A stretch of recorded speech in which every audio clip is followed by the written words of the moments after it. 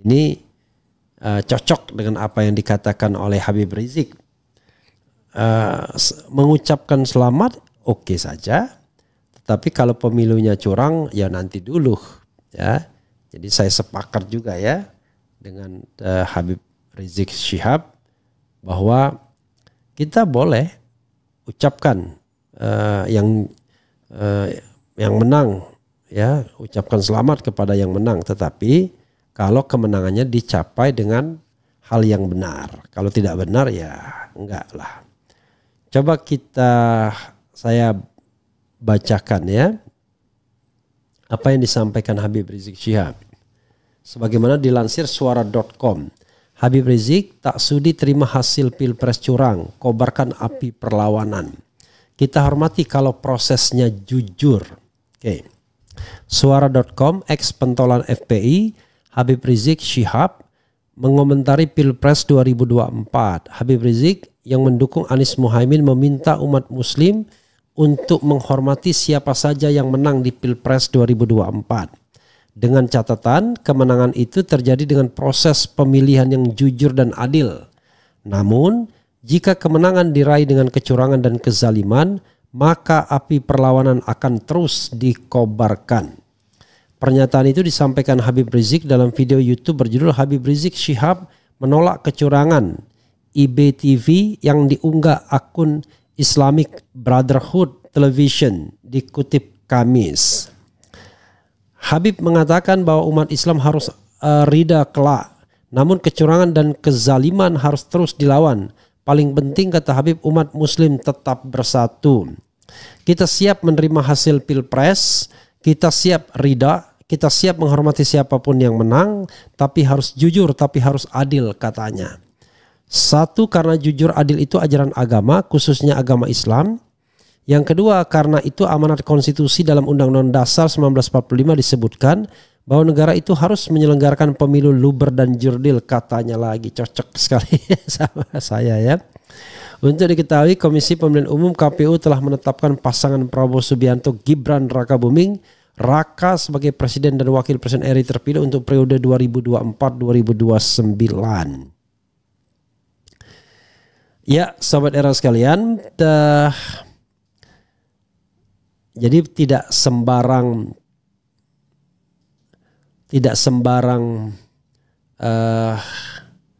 ngomong tentunya Habib Rizik Syihab ya, karena kita tahu bahwa kecurangan ini memang luar biasa. Dan sekali lagi ya, ini hari ulang tahun spesial sesungguhnya, tetapi hari ulang tahun yang belum bisa dirayakan. Tapi terima kasih ya, karena sampai saat ini RH Channel sudah 3,19 juta, kemudian sudah ditonton lebih dari 1 miliar kali ya, tepatnya 1 miliar 34 juta something. Jadi gini sobat era sekalian, jadi kalau ditanyakan kepada saya juga begitu sama. Apa yang disampaikan Habib Rizik itu adalah sikap saya. Jadi sikap saya itu adalah sama, bahwa kita tidak boleh menolak hasil pemilu yang jujur dan adil. Apa ukurannya? Ya ukurannya tentu subjektivitas kita, tapi subjektivitas kita didasarkan pada pengetahuan dan pembacaan kita terhadap informasi yang masuk kepada kita. Nah, berdasarkan ilmu pengetahuan, olahan informasi yang ada dan lain sebagainya, saya berkesimpulan bahwa pemilu ini curang. Bahkan securang-curangnya kemenangan 02 itu dilakukan dengan cara yang sangat curang.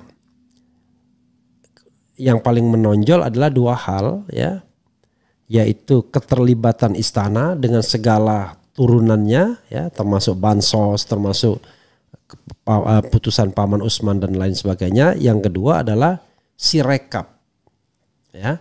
Tapi kalau mau kita balikkan ke dalam satu orkestrasi ya, keterlibatan istana itu saja bunyinya. Keterlibatan istana di dalam pemenangan paslon 02. Dan keterlibatan istana tersebut yang kemudian menggerakkan pemilu menjadi pemilu yang tidak jujur dan tidak adil serta tidak bebas. Dan terjadi dalam bahasa permohonan paslon 01 terjadi pengkhianatan konstitusi. Nah, saya sebagai orang hukum tata negara yang paham tentang konstitusi tidak mungkin membiarkan pemilu yang melanggar konstitusi, terutama melanggar azas pemilu yang jujur dan adil serta pemilu yang bebas. Jadi azas pemilu itu luber dan jurdil ya, di dalam konstitusi. Pemilu itu harus berlangsung secara langsung, umum, bebas, rahasia, jujur dan adil. Nah, persoalannya adalah persoalan dengan kata bebas, jujur dan adil tersebut yang dibahasakan bahkan dianggap sebagai sebuah pengkhianatan konstitusi. Jadi itu soalnya ya Sobat RH sekalian. Dan ilmu pengetahuan yang ada pada saya tidak mungkin membenarkan itu. Satu. Dan yang kedua, tidak mungkin juga kemudian agama saya membenarkan hal tersebut. Membenarkan pemimpin yang curang, kemudian kita lulukan, kita ucapkan selamat dan lain sebagainya. Karena proses itu curang. Proses itu kita tahu kecurangan itu sangat nyata di depan mata. Nah, kita sedang menggugat kecurangan tersebut. Apakah hakim MK mau membuka matanya atau tidak? Karena kecurangannya sudah sangat jelas, ceto welo-welo, ya, beyond dari hitungan. Kalau hitungan, saya sarankan kepada tim 0103 lebih baik mundur.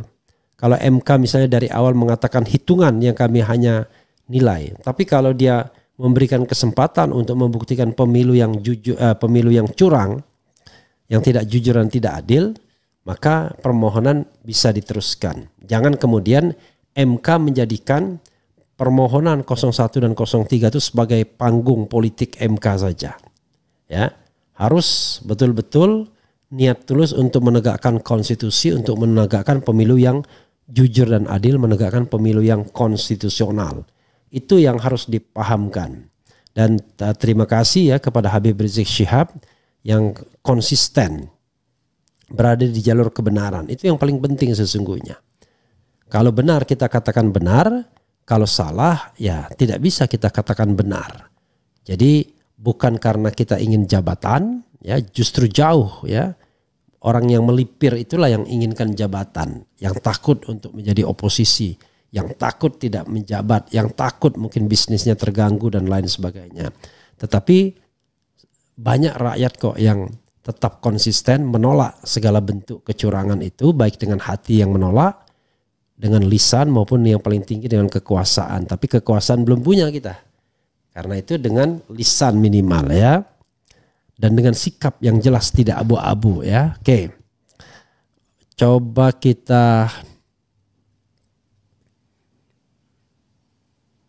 kemudian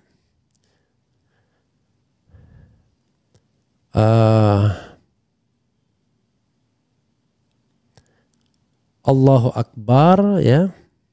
Kemudian tumben ini banyak sekali sudah mulai tukang pencari anunya. Pencari uang haramnya para bazarnya ya. Puluhan juta umat Islam siap turun gunung tunggu komando Allah. Allahu Akbar, Allahu Akbar, Allahu Akbar. Kemudian lawan kecurangan via MK dan hak angket. Om HRS gimana, enggak ada komen apa-apa masalah kecurangan ini? Apa enggak rencana people power? Apa cuma berharap di MK yang sudah jelas-jelas memihak Jokowi dan kawan-kawan? Kemudian apa lagi ya?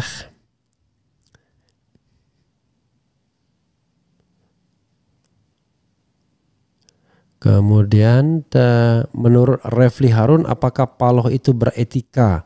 Kok bisa Anies Imin sedang berjuang untuk melawan kecurangan di MK, Paloh malah mengakui kemenangan Wowo dan bertemu Wowo untuk gabung Wowo, etikanya mana? Sekali lagi, Anda berharap etika dari seorang yang tidak pernah tahan beroposisi, pengennya memerintah ya. Jadi kalau dulu barangkali tahan ya, tapi makin lama kan barangkali idealisme makin tergerus juga. Jadi ya Anies ibaratnya kontrak sama Anies mungkin sudah selesai, we don't know exactly. Tugas Anies menaikkan suara Nasdem sudah selesai, walaupun tipis. Menaikkan suara partai-partai lain sudah selesai. Tetapi yang belum selesai adalah ya mereka-mereka yang idealis, yang tetap ingin menggugat bahwa kecurangan itu ada, bukan perkara menang atau kalah, tetapi bagaimana kecurangan itu kemudian bisa dilihat ya oleh masyarakat. Makanya kemudian dua jalur ini, jalur MK dan jalur